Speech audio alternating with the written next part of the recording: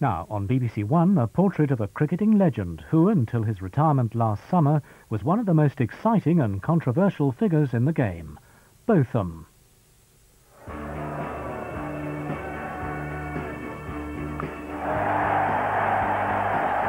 That was a good hit. Oldham facing. That's it this time. It's Dane 5 wickets. He grabs the stump. Well, now, what would you say about that, other than sheer brilliance from one of the greatest all-round cricketers the world has ever seen?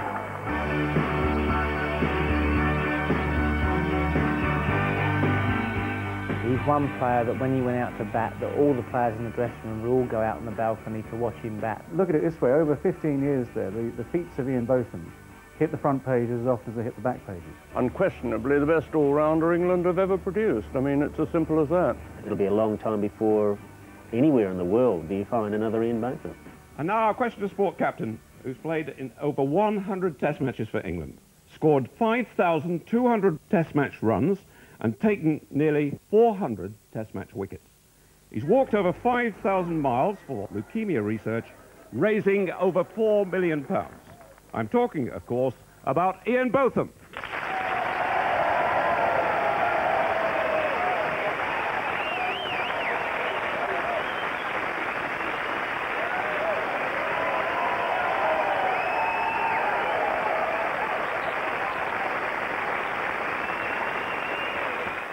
He likes to win, all right, he does that, but it's, I think, similar to the both of us, that it's not win at all costs. You do your best whilst you're there, and then you acknowledge that if somebody's better than you or beating you on the day, then you take it in good part.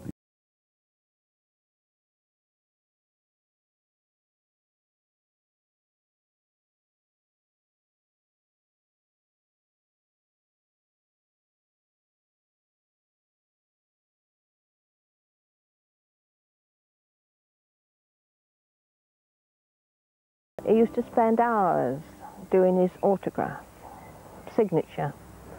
And I used to say, now, come on, it's time you did more work than that, than just doing your signature. So he said, well, I've got to practice it, because one day I'm going to be asked for my autograph. Now, that was, what, 7 years old. Life is a question of learning. You just get some things right, you don't do it always right, but you make a stab at it. And I think he's not a person that'll retreat. We used to play a game in the car with the children as you're driving along, where you had to add up the numbers. I'm sure most families have played it on a long journey. And Ian would start off, but as soon as it got ahead, he would stop. And then the girls, everybody else would go. Then he realised that they were catching up to him. He suddenly came to and thought, right, it's time I did some more work. But he always, everything he did, it was to win. I can remember him being the fastest bowler in the school, hitting the ball the furthest, throwing it the furthest. And he was probably a couple of years younger than the oldest there, you know. I can remember saying to him, when you bat, if you're going to hit the ball, it's no good just sort of hitting it so that it went straight up in the air and all the fielders could just run in and catch it. If you're going to hit it hard. Well, I first met Ian when he came to Buckler's Mead in 1966 as a new pupil. He was very confident, and he always, even at 11 and 12, had this insistence on wanting to win and wanting to do very well. And he dearly wanted to go to the grammar school to play cricket, to put on those flannels and play cricket. But it wasn't to be. He came here to the secondary modern school. But it worked out anyway. I think genius of that sort flowers anyway. If we had PE, I mean, great. We used to sort of do what we were told, and it was good fun. But when it comes to maths, that was Ian's. Ian used to hate maths. And I must admit, I used to quite like it. And he used to sit next to me. And he used to copy, basically. They were nice lads, but a bit wicked. And if there was any little trouble that they could get into, they tended to. If there was a window open, they preferred to use that rather than the door. If he got into trouble, he'd do his best to make sure you got the blame for it. We used to keep pets, rabbits, hamsters and all that, and whenever we lost a pet, it was always Ian who went and replaced it for us. So in one way, it was a typical tormenting brother, and yet there's a soft side to him as well. Do anything for a dare. I think he was one of the first skinheads in Yeovil for a dare, just to have the haircut. If John Major is worried about how many O-levels he's got, Ian isn't, because he didn't have any. Geniuses don't need O-levels. Their actions speak for themselves. And I think he's a wonderful example of a product of a secondary modern school. You know, he tore down the walls of the establishment in cricket and showed them how to play the game, I think. What about that?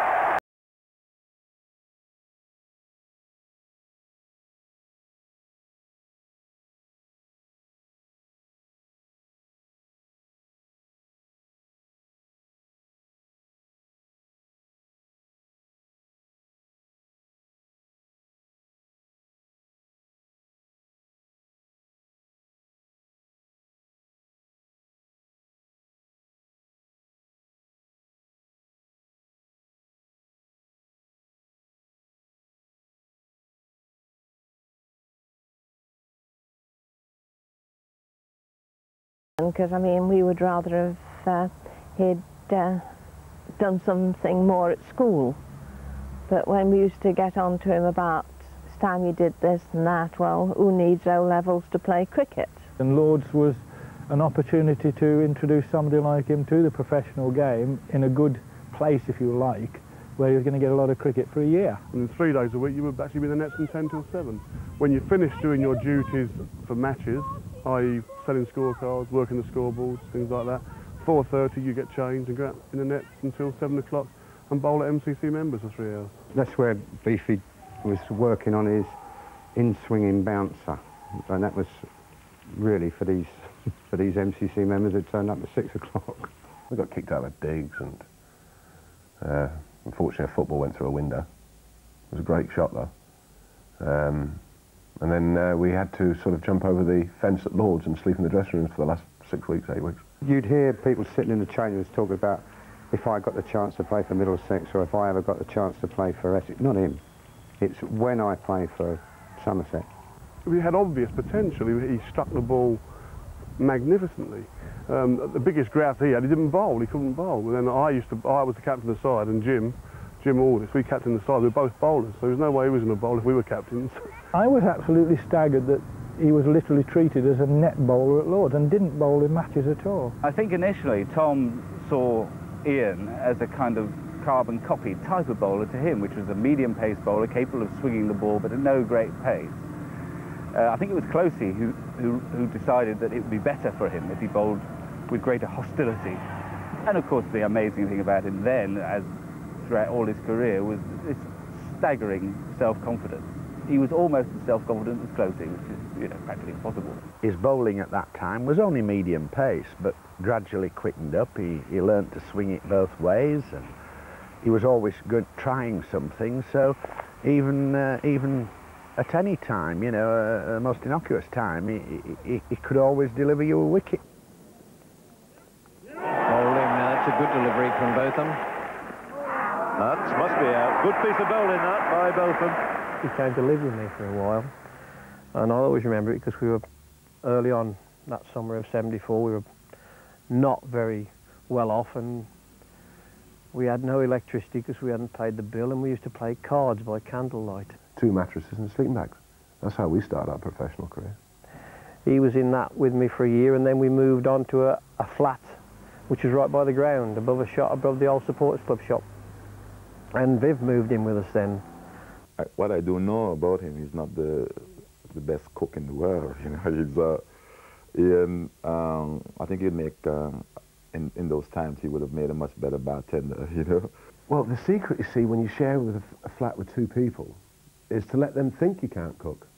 He was playful, practical jokes all the time. You know, I mean, the amount of times that I've walked under and had glasses of water dropped on your head. You had your shoes filled with shaving foam, you had your clothes hung on flagpoles and put at the top of the mast at Taunton. Well, I've always said, you know, he's like a big soft puppy dog, really, bouncing around and totally harmless but full of fun and exuberant. And that was good because he was so positive in whatever he was bringing to the game. Here cometh the rain. Oh, sorry. Ian often travelled with me if we were going to matches, and we used to talk cricket. And that's what formulates the way people think.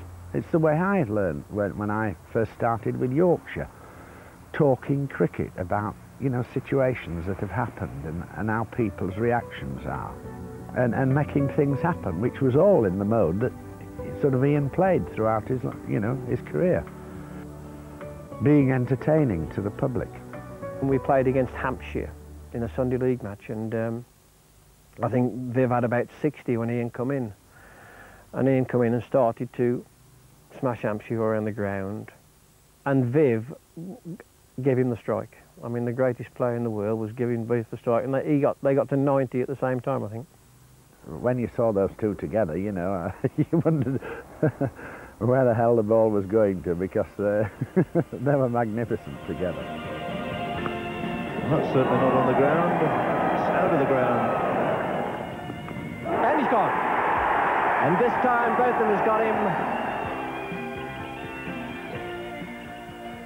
We used to know Jan and Jerry Waller well, and two girls, Kath and Lindsay, and me and Ian took them out a couple of times, and as it happened, I mean, I happened to sort of take Kath out. Well, I mean, I've got to be careful because there's Sue Breakfell there, who's a good friend of mine.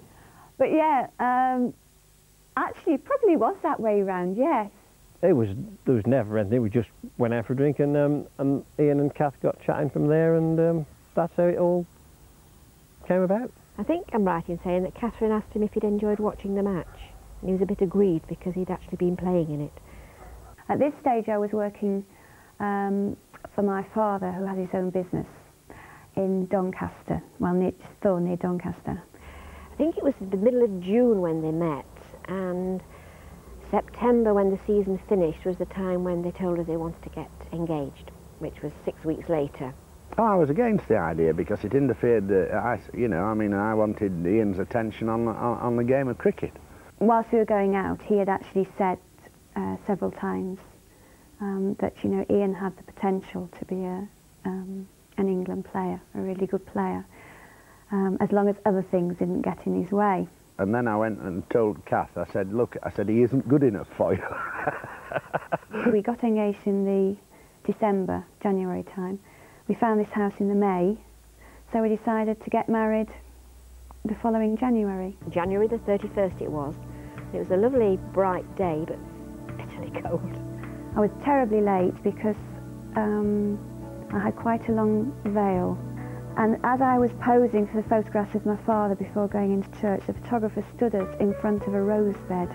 And of course the wind took my veil and just tangled it round all these rose bushes. And as I was walking up the aisle, I could feel this veil kind of moving, kind of hand on my head, kind of a bunch of flowers and shaking. That's what I can remember about my wedding day. I remember having an absolutely dreadful first part to the season, and I was stuck back at home, newly married, with a husband that, you know, within like 6 to 8 weeks had left because of pre-season training, and in those days Ian, believe it or not, was very keen to go and do some training and nets and everything. In those days, really, I was tunnel vision, and Kath was equally as keen and understanding in that sense. She told me just to push on the cricket. We picked him because A, he could bowl, and B, because there was obviously plenty of fight in him. Well, we knew straight away that Ian was going to be golden balls because he got Greg Chappell out with one of the worst deliveries ever bowled in Test match cricket. And he's bowling, first ball. Oh, what a return. Look at Botham, absolutely delighted. And that was it was brilliant. I mean, he took 5 wickets, and the Queen spoke very kindly to him and everything. And yeah, it was just wonderful. Oh, a good catch. The finer of those two gullies.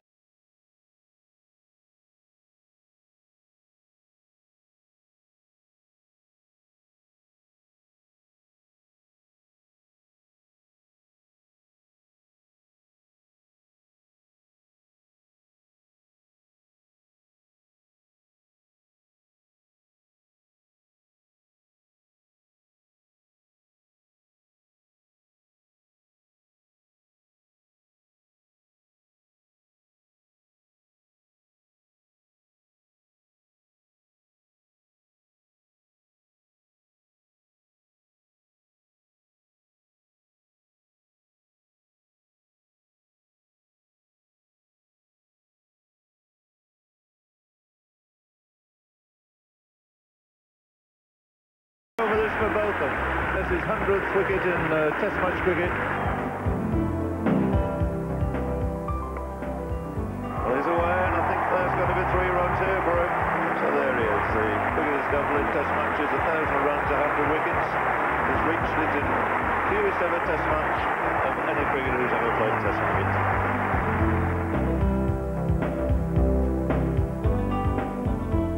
He was far too young and inexperienced to take over the captaincy, and I argued it through several meetings, and eventually I realised that I was going to be defeated.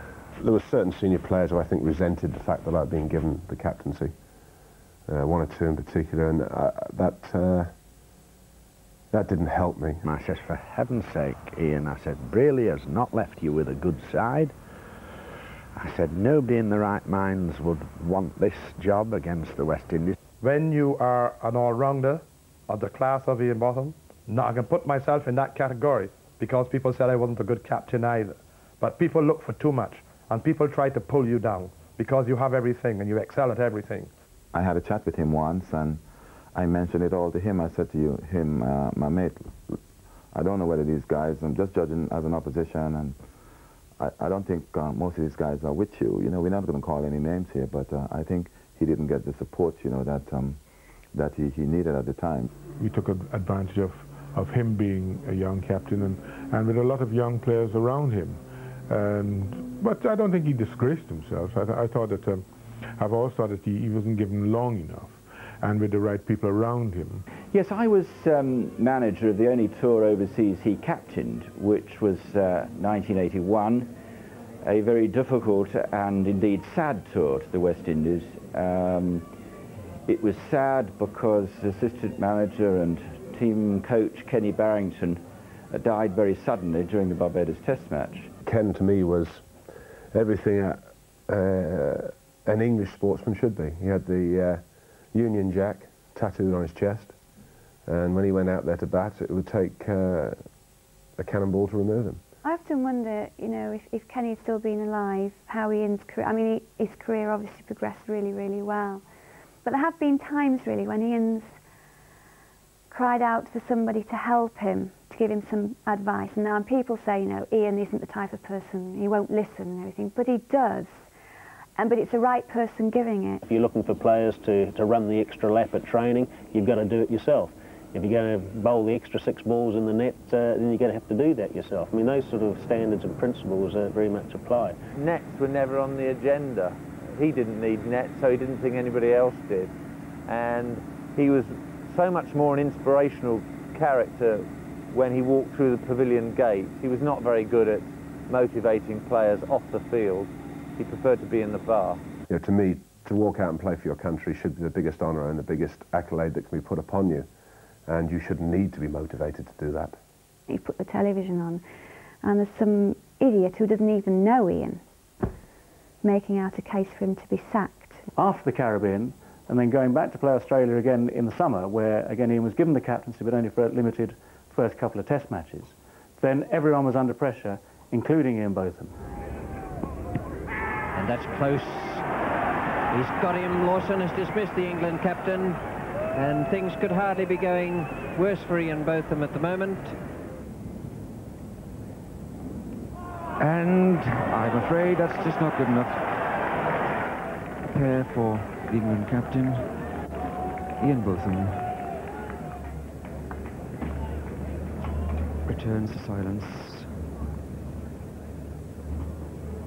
What I've just said to the chairman is that I feel that it's unfair on myself and on the team to continue on a one-match basis because I don't know what's happening and the team doesn't know what's happening, and I feel that it's certainly started to affect my game a little bit. He said, well, I'd like to put it out to the press that I resign. I said, well, if you'd like that, it's fair enough. I don't mind. It doesn't matter to me how we put it over. So I resigned, and then Alec Bedds, for some reason, had to say, well, we're going to sack him anyway. But that's Lord's, isn't it? And then later at a press conference, I was asked a direct question, were you going to select him as captain for the next match?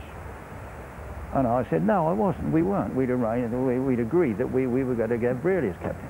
Why tell the whole world that if he hadn't resigned, he was going to get the sack?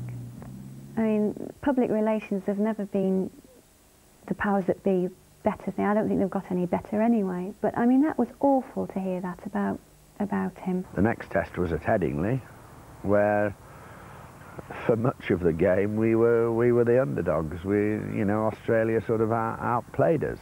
I didn't go because I'd stopped going to cricket because I couldn't stand the fickleness of the public at that stage. You know, he had been their hero, and then all of a sudden they seemed to take the media, well, to me anyway. You know, you sat in amongst the people, even people close to the game who should have known better.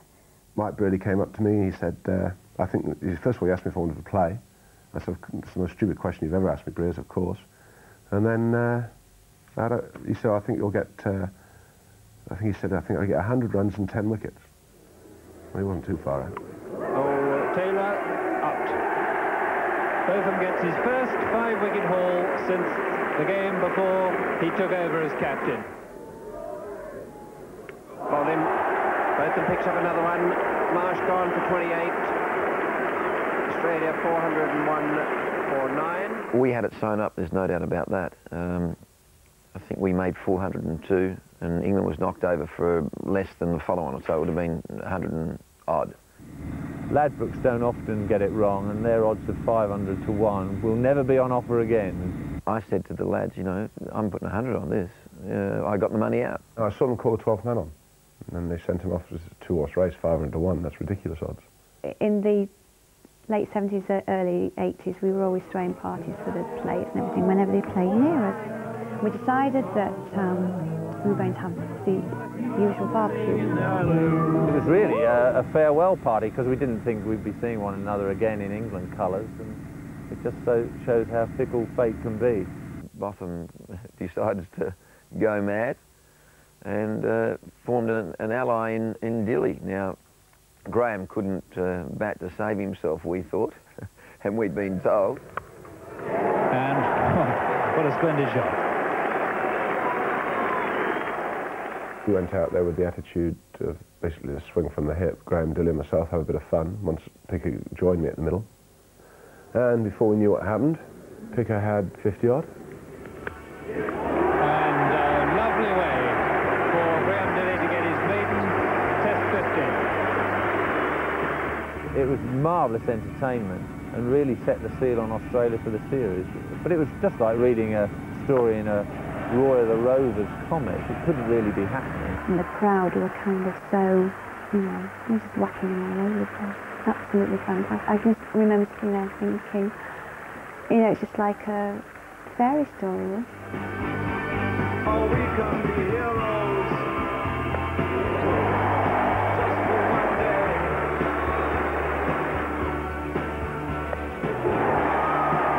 And not quite where he intended, but he brings in his 50 nonetheless. His second 50 of the match. Absolute thoroughbred stroke. And that'll be 4 more.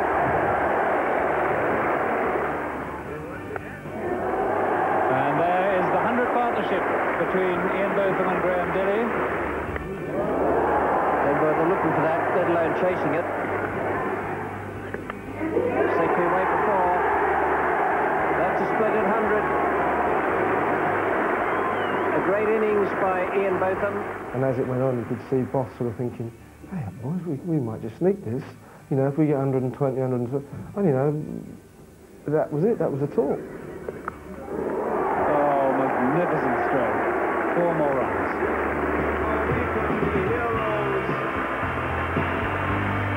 Just for one day. And then it all happened for me. We got them 3 down by lunchtime and they started getting the jitters. The wicket was playing pretty spitefully. And the rest is history, really. Oh, what a good catch.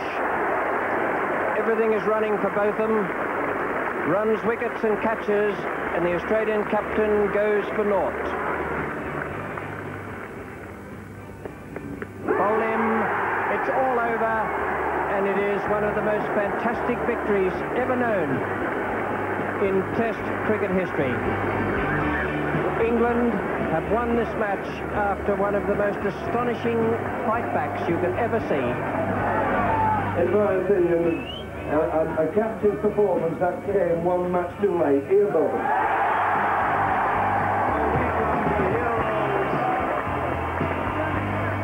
Just for one day. Well, obviously total letdown. I mean, I don't think anyone sort of spoke for, 20, 30 minutes. It was just, we couldn't believe it. An amazing thing. We all sat in the dressing room a little bit stunned. It was quite strange getting the champagne out of the Australian dressing room where they thought they were having it, and we actually, our management paid them for the champagne they'd got in, so we could have a drink. That innings, in fact, ensured that he got another test, and then, of course, from there, he really did strike form, and with bat and ball. Now, if we'd got him out early on when he was sort of playing and missing and nicking and whatever, then you may not have heard of Ian Botham for a couple of years. So, we are unfortunately responsible for you getting back, Ian. And then as that series develops, you go through, say, Edgbaston, where, again, it was down to Ian Botham. 5 wickets, 1 run, game over. Bowled him. 114 for 6. He's out. LBW. The Australians were psyched out in that game as much as anything because the crowd, I got a wicket and the crowd, it just went up and up, and the noise was electrifying. And he's bowled him. Oldham and facing. That's it this time. He's made sure he's taken 5 wickets. He grabs a stump. Another memorable victory for England. Australia finally dismissed on this 4th day. My choice, because it really finished the match. Botham.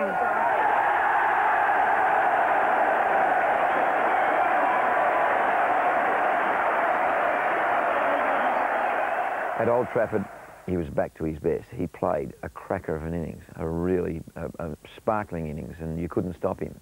Everything he did, he just acted on and blasted it. Yeah, that's the innings I remember. In the air, and 6.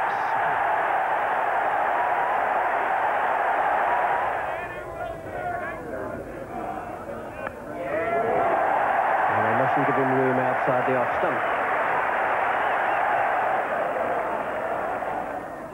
In the air. And again. He's beaten Whitney.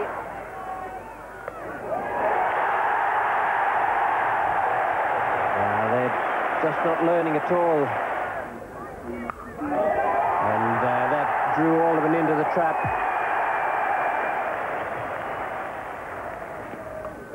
In the air for 6. He plays that shot very well.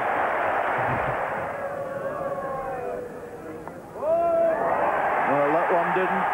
Lillee's there. It's cleared him over the ropes. What a superlative exhibition this has been. To me, the performance of this match, which was certainly the most spectacular Test match 100 I've ever seen, Ian Botham is my Cornhill man of the match. I think perhaps when my grandchildren say, Grandpa, look at this, or whatever, or what happened there, then I think it'll start. That's the time to reflect. At the moment, I haven't got time to reflect. Just keep going. But there's been one figure outstanding on this series, which I don't think you need me to say who, and it's Ian Botham. We name the man of the series.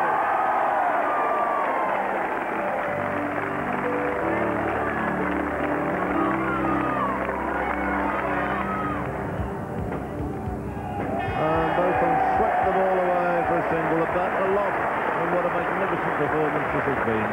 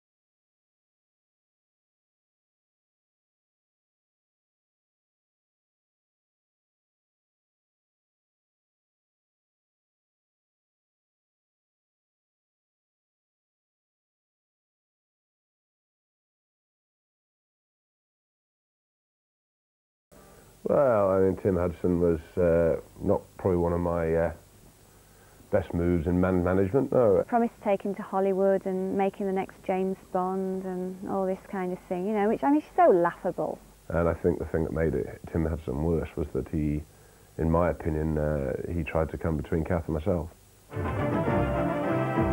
Ian Botham says he's issued a libel writ against the News of the World. It's over an article carrying allegations against him about sex and drugs on the current tour of the West Indies.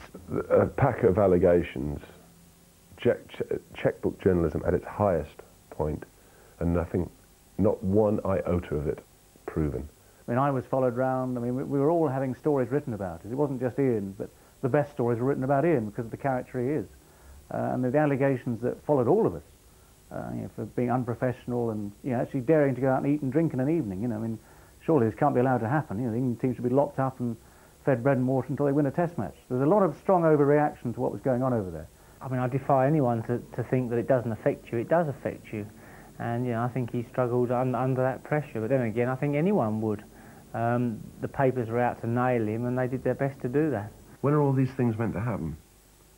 You know, it is really quite amazing. You know, what do you just plug me into a dynamo and, you know, battery charger and just keep me running all night? I'd need 40 hours a day to do the things I meant to do. I'll never forget my father-in-law, who the press didn't know was out there, which was an amazing... I mean, that showed, I rest my case regarding the British press, that the father-in-law's on tour with him and they didn't even know it. Apart from when Ian was on the field playing cricket, I should imagine I was with him 95% of the time. So he flies back at the end of all this and says, well, hang on a minute, I've just been with Ian. I think I was just in an absolute daze. I had arranged to go out to the West Indies anyway. I had arranged to go out and meet Ian in Antigua for a holiday, and I'd gone down that weekend with the children to see Mum and Dad before flying off on the Monday or Tuesday to see Ian when everything broke. And it just seems as though the whole blinking world were at the airport at Antigua to see me, you know, and to see how we'd react. And Viv had been brilliant. He'd organised that we would meet in this room, you know. And I just walked in and said, oh, hello, and Ian said hello. And we just didn't know what to do with each other at all. I mean, normally if you hadn't seen him for several months, your husband, you know, but it just wasn't like that at all, because there's just so much tension between us, really, brought on by other people. I can remember going up the road in Antigua to buy some pizza for Kathy and I to have a quiet evening in, but unfortunately I delivered the pizza and went back to my room to get changed, and by the time I came back to enjoy my pizza, it was all over the ceiling of the room. Some people, even some friends, said I would be very naive to think that with the lifestyle that Ian's led, that he hadn't had other ladies and everything, and how naive I was to even think that I'd been the only one. And I have been that naive, and I was that naive, and I mean, the whole thing was just so awful. You know, when so-called friends started to say that type of thing, that put doubts in your mind as well. If Ian didn't have someone like Kathy, he would have struggled. And I think she has been a rock to Ian. I think she has been such a terrific support to him. And like everybody, they've had their ups and downs, as we all do. It was probably when Kath was at her strongest. It'd been very easy for her to walk away then. But I think she was prepared to listen to what I had to say rather than what some editor in Fleet Street had to say. It was all a set-up job, and the lady in question was quite wealthy after that. She was quite happy with herself and quite wealthy, and I hope, you know, I don't know how she can live with herself, because she made 2 children's lives a misery for quite a long time. Liam was 8. Happened by chance to see a newspaper while they were on a holiday, and he turned to his mummy and said, "Mummy, why do people hate Daddy to write such things?" Many times in over the last few years, I've put the phone down, and about 5 minutes later, Liam, I mean, in the early days he was very, very young, would stagger upstairs with a large glass of gin and tonic that he'd poured himself. So it was quite heavy on the gin, not so much tonic, which was wonderful. Just saying, "Here you are, Mummy, this will calm you down." It was always easy for me because I could escape into the dressing room. with the lads, and they know what was going on. They used to laugh, and again, whatever. But when it's your wife and family, you know, they haven't got anywhere to hide. You know, Kath goes to the supermarket, or she goes, drops the kids off at school. You can see all, here it comes. You know, you can see it all going on. I get upset quite a bit when they print, you know, things which are untrue. And if somebody finds out who you are, and you're out, and I'll have a go at your dad, you know, maybe even for a joke, I'm really etchy about people having a go at any of my family. And that's probably because of the press. If somebody had looked in a crystal ball back in 1976, before I got married, and said, right, this is what you're going to have to put up with, oh, no, I'm not doing that. I couldn't cope with that. But it's like anything, that these things happen and you cope with them. Ian Botham's admission that he smoked marijuana has got him dropped from the England cricket squad, and it could have finished his Test career for good. Ian Botham has been banned from first-class cricket for 2 months. He can't play for his country or his county until August. I still laugh at the ban now. I think it's the most pathetic thing I think I've ever been involved in. You know, to own something a few years before and then get banned for it there and then, I mean, it's ridiculous. Because the West Indies thing had kind of interfered with my family life and put my marriage on the line, anything that came after that didn't appear as important. In fact, public reaction was amazing. I thought that this could be very difficult for him. It wasn't. There was still terrific public support for Ian Botham, the bloke. The game doesn't want naughty boys, of course it doesn't, but if people are talking about him, I mean, it keeps the game where we like it to be kept. We don't want to be on the front page for the wrong reasons, of course not, but he's always been a very newsworthy character. The discipline, I used to walk in there and there'd be one bloke there shoveling up 3 tons of snuff up his nose, and there'd be another guy, you know, I mean, that was the kangaroo courts. There were a lot of people who told a lot of lies around that time, people in authority. There's talk in certain quarters, oh, the boys are on heroin. Now, come on, let's be realistic. So it comes to a point where you've got to say, well, all right, enough's enough. This is what happened a while back ago, big deal. And the long-awaited return to Test cricket of Ian Botham.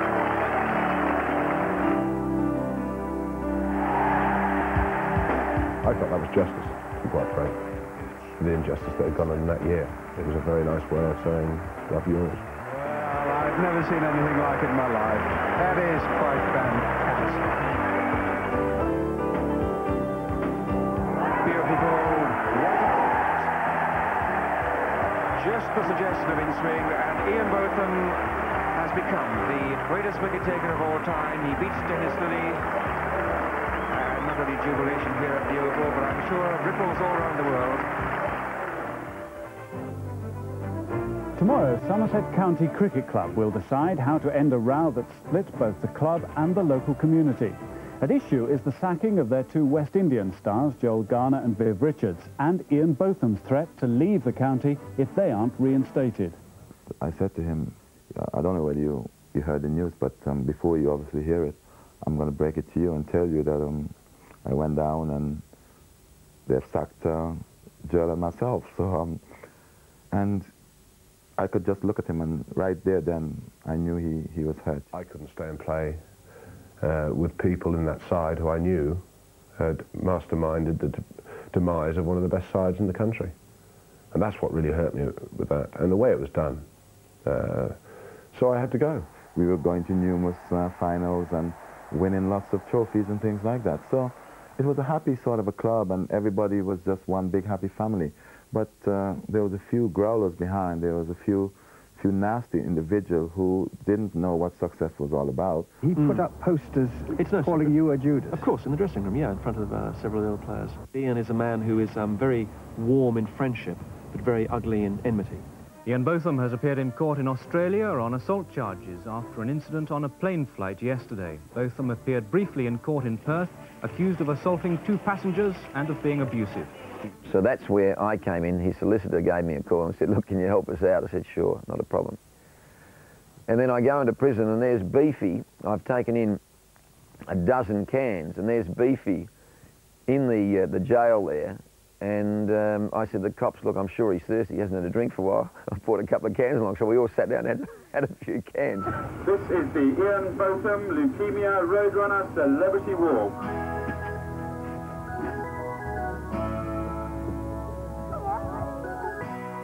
I was with Kath one day in the Lake District. We were out walking. And I said, well, what about if I do a sponsored walk? And she said, well, all right, where? Thinking I was going to say Yeovil to Taunton and raise a few quid or something. And I said, well, no one's ever done it. Let's do John O'Groats to Land's End. And she said, you're mad. And I said, no, I think it could be done. And that's basically how it all started. And we just took it from there.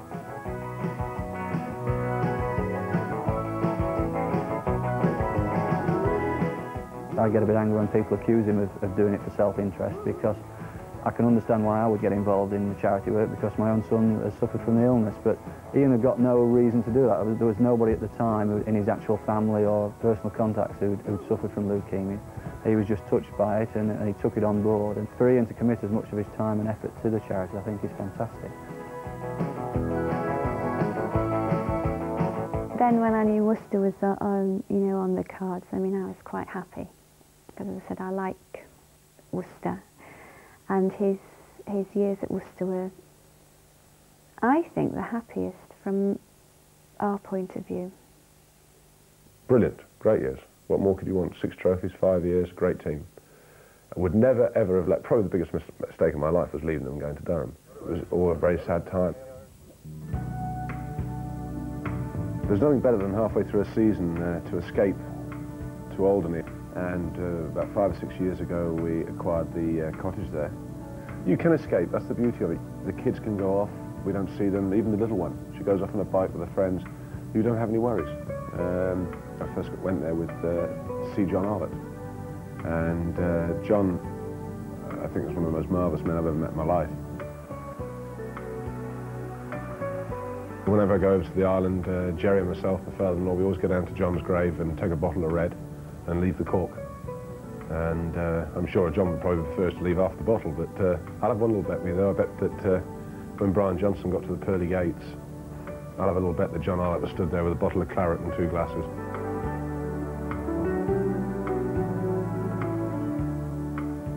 From Ian being very young, if anybody asked him what he wanted to do, he was not I want to, I am going to play cricket. And Liam's been the same. And he's got a very hard act to follow, but he's quite determined that he's going to equal, if not better it. And who's to know?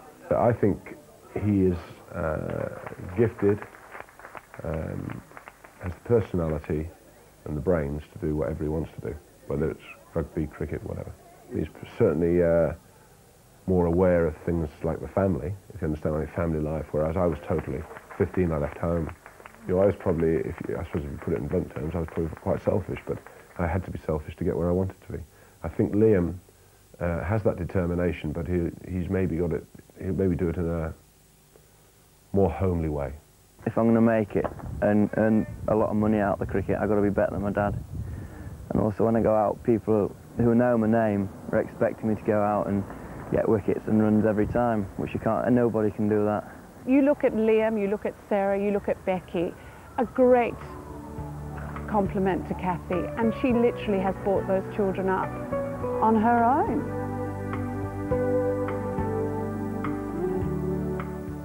Certainly, I think he was probably the first true superstar of cricket. People like Kapil Dev, people like Richard Hadley, Imran Khan, Malcolm Marshall, all tremendous players, you know, brilliant, world-class performers. But if you put charisma to it, they can't hold a candle to him. He was the very, very best, an entertainer. Toying with the idea of pantomime, I said, no, I said, England's greatest cricketer, they don't want to go in pantomime. Because I feared for him. I feared that some arty director from London would make him do ridiculous things, and I didn't want him, his pride. So I said, no, you shouldn't do it. You shouldn't do it, forget it. So he said, you doing it? I said, I know, but I'm an entertainer. He said, come and do it with you.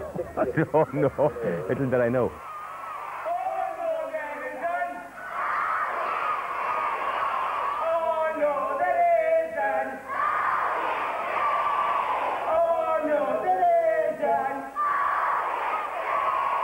I think when they made Ian Botham, they broke the mould. Yeah, the bloke in 146 wants 3 shredded wheat. 3.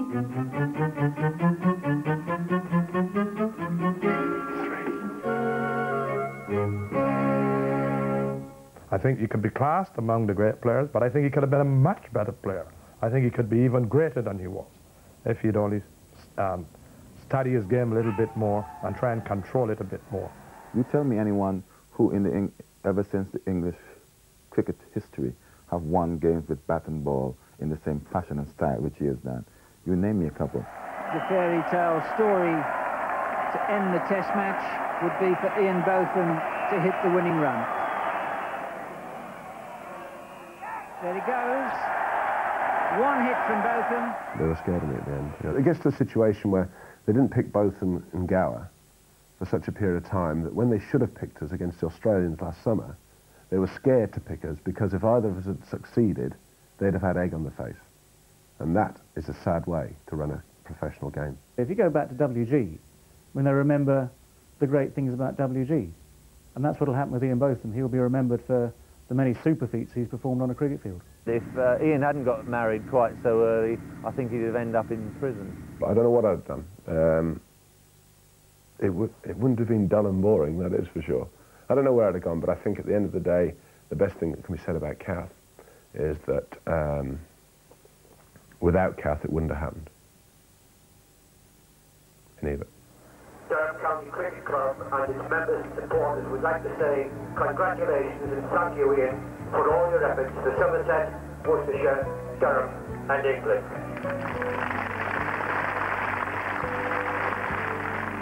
I'd like to give something more back to cricket yet, but not just at the moment. Walk away for a while, come back to it. But at the end of the day, I think, basically, I'd like to think that whatever way things go, that I've put a little bit of sparkle back into the game of cricket.